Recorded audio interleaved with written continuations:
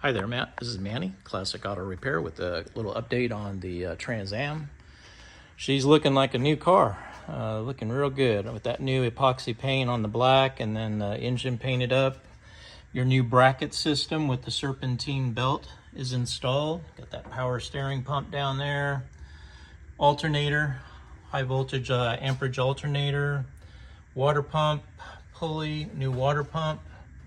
New fuel line. I made a new fuel metal line that connects down at the frame rail. Made all my hose connections there. Got the new air conditioning compressor installed with the bracket.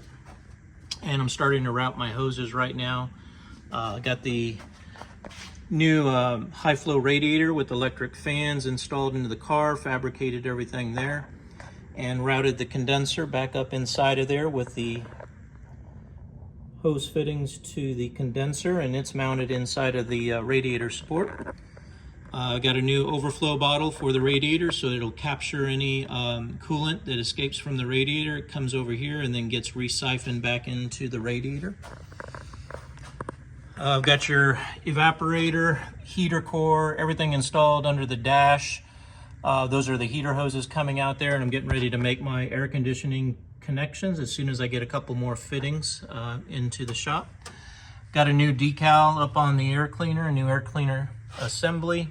Got the carburetor bolted down to the intake manifold, the new spark plug wires installed to your distributor. And I just did a detail on a distributor, got everything cleaned up back there, and I'll be doing some wiring on it. Got the new spark plugs installed on it. I'm waiting on a return line for the power steering hose, and I'll get that hooked up, get the battery back in it shortly. Got a new radiator hoses, upper and lower, installed on it. Got the underside of the hood painted, so it looks like brand new again. Looking real good. Just kind of wanted to send you, this is the heater valve, the electric heater valve that controls heat to the heater core for wintertime driving.